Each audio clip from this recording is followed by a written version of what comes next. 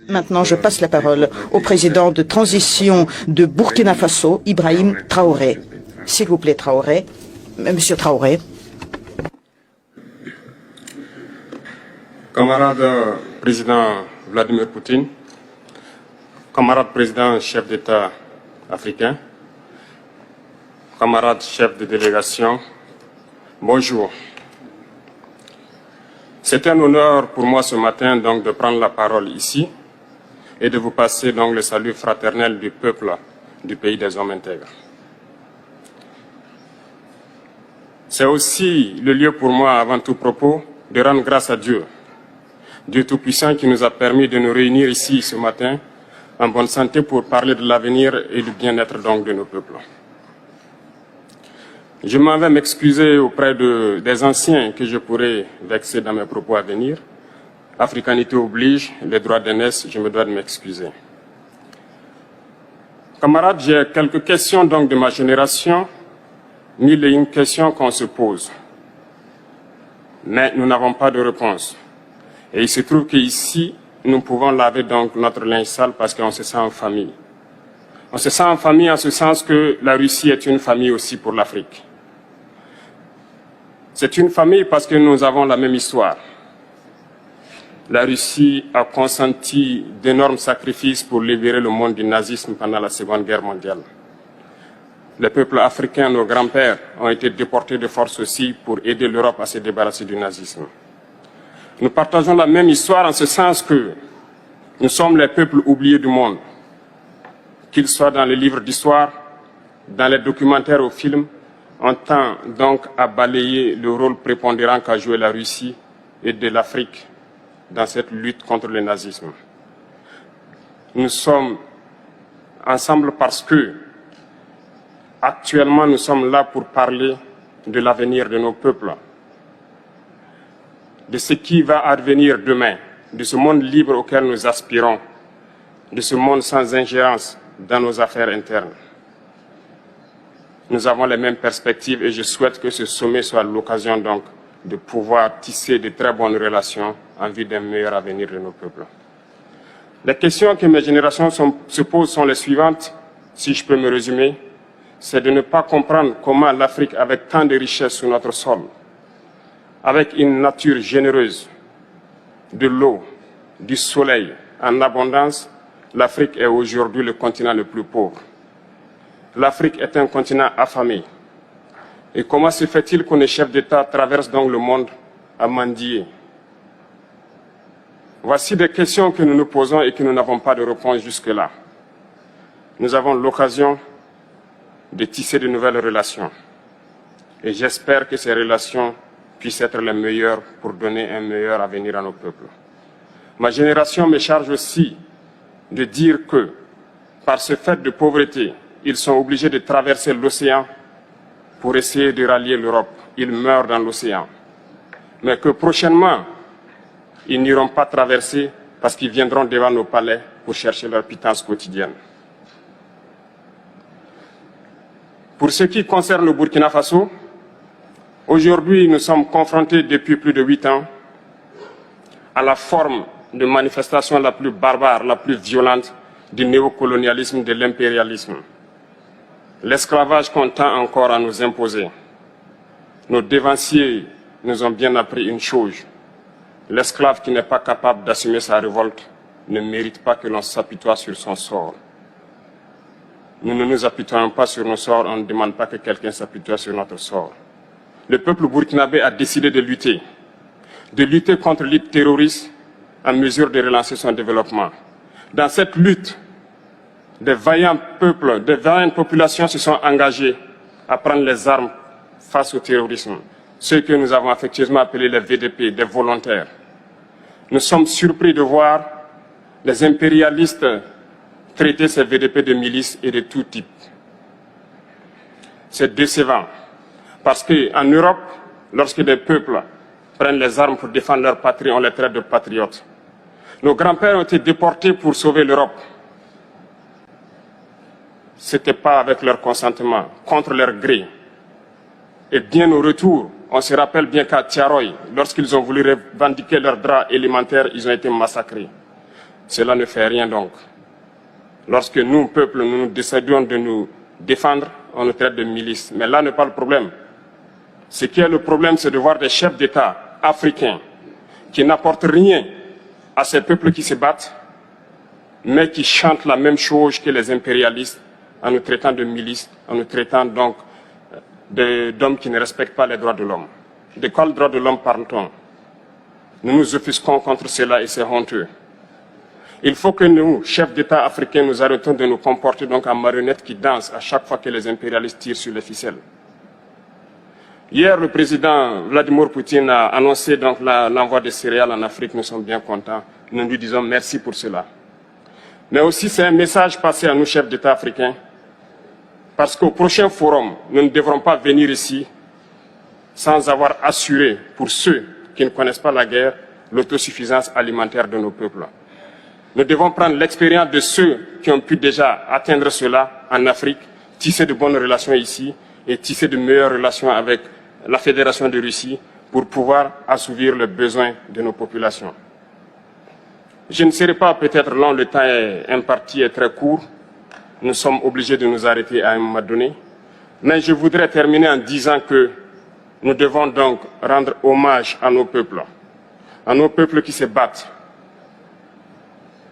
Gloire à nos peuples, dignité à nos peuples, victoire à nos peuples. La patrie ou la mort, nous vaincrons. Merci, camarades.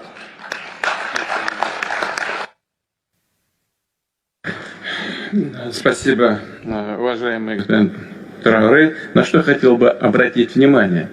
Вот только что выступивший коллега сказал о роли России в борьбе с нацизмом.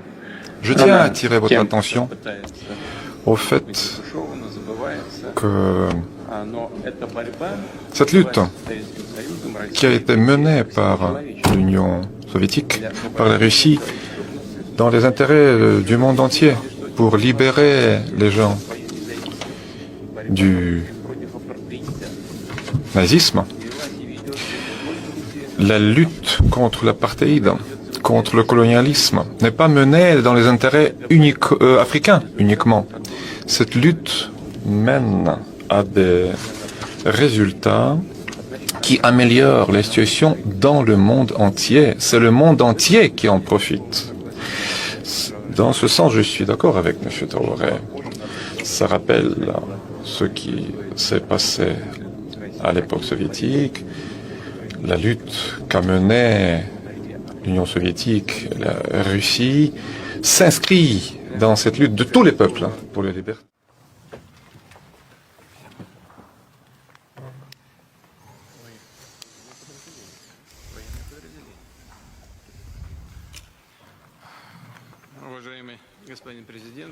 Cher Monsieur le Président, chers amis, chers collègues,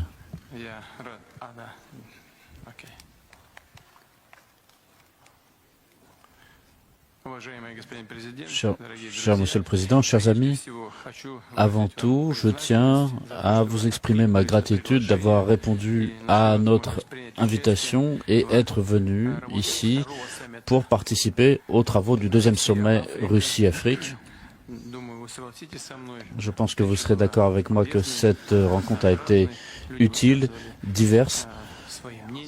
Chacun a pu exprimer son opinion, ses opinions étaient diverses. Mais d'une manière générale, l'ensemble des travaux s'est déroulé dans une atmosphère d'attention, d'amitié et de recherche de solutions. Au cours du sommet, nous avons parlé de diverses sortes d'aide et de coopération avec l'Afrique. Nous avons pu remettre les pendules à l'heure sur un certain nombre de points pour continuer à travailler ensemble. Les relations entre la Russie et le Burkina Faso revêtent un caractère amical et nous avons fêté l'an dernier le 55e anniversaire de l'établissement de nos relations diplomatiques. Je sais que vous éprouvez de l'intérêt et du respect pour la Russie et je suis heureux de l'avoir entendu hier dans vos propos lorsque vous êtes exprimé brièvement. Et nous donnons nous aussi une importance particulière à nos relations Avec le Burkina Faso, vous avez permis le rétablissement de l'activité diplomatique et consulaire de l'ambassade de Russie qui avait été fermée depuis la fin des années 90 et cela a donné un essor important à nos relations. Et donc, votre Premier ministre était venu en Russie et nos ministères de la Défense se sont entretenus. On voit un enrichissement aussi des relations au niveau des relations parlementaires et nous sommes prêts à travailler avec vous pour faciliter l'essor des relations économiques et commerciales.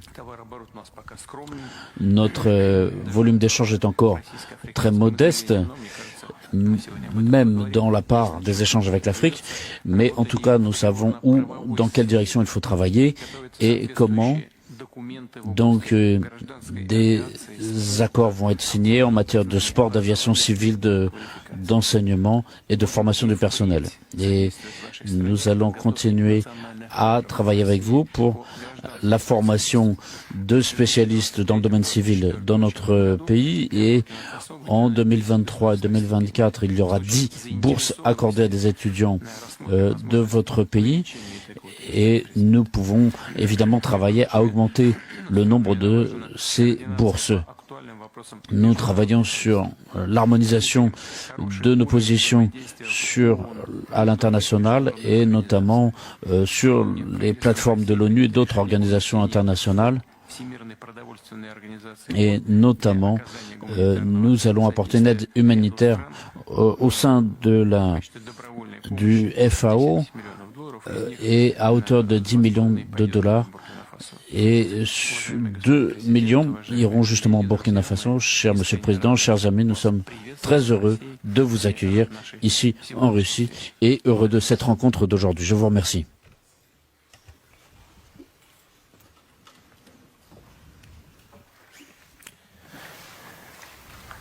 D'accord. Donc, bonjour à tous, Monsieur le Président. Donc, c'est un honneur pour nous d'être là ici. C'est le deuxième sommet, comme vous avez pu le constater hier. Et je tiens à donc vous signifier l'amitié, donc surtout à cette étape actuelle qui est très ardente entre les peuples burkinabés et les peuples russes. Et je puis vous rassurer que la situation donc que la Russie vit actuellement avec l'opération militaire spéciale, que vous avez en tout cas le soutien du peuple burkinabé et le soutien donc de notre gouvernement. Hier, les échanges, comme vous l'avez dit, ont été de divers ordres. Nous avons pu donc apercevoir donc, la diversité des problèmes des uns et des autres et les besoins aussi. Et ce matin, nous allons plus nous attarder sur ce qui nous concerne. Vous avez déjà évoqué le volet diplomatique.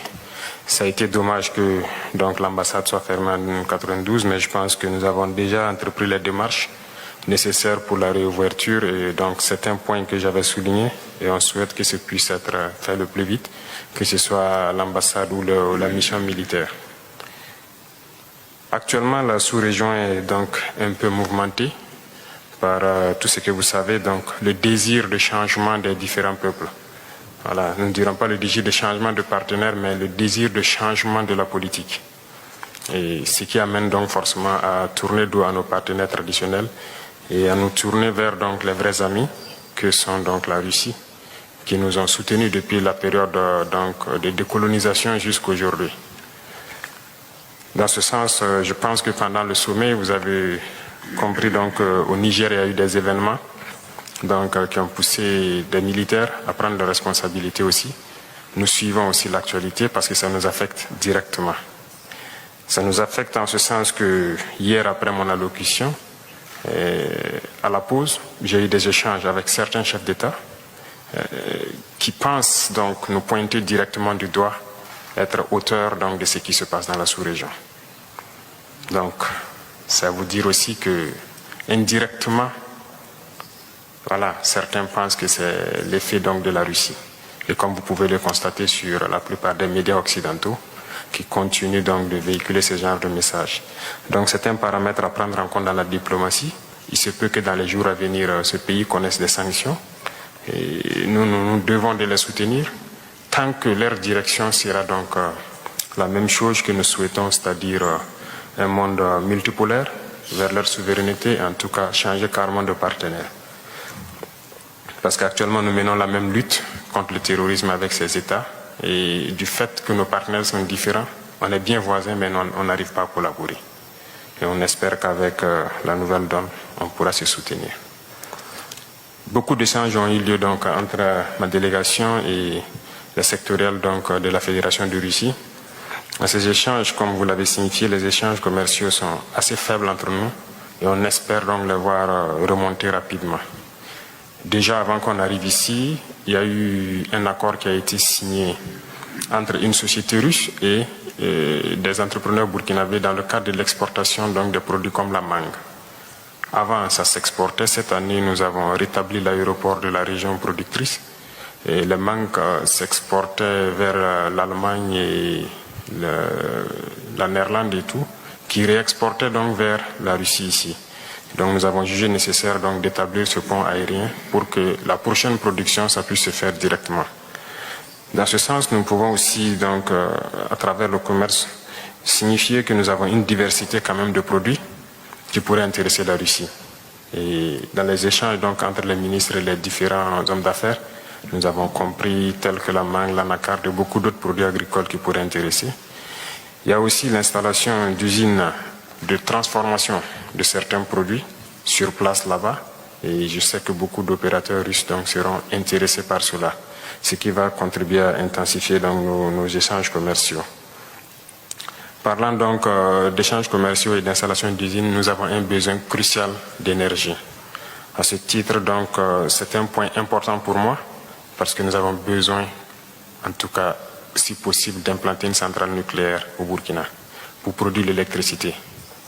Notre position est assez stratégique parce que nous sommes au cœur de l'Afrique de l'Ouest et cette position fait que, du fait du déficit d'énergie dans toute la sous-région, s'il y a un privé russe qui peut s'implanter au Burkina, il pourra vendre bien l'énergie donc à toute la sous-région. Et donc c'est un point très important pour nous et on souhaite que vous puissiez voir comment cela puisse se réaliser en tout cas dans de brefs délais.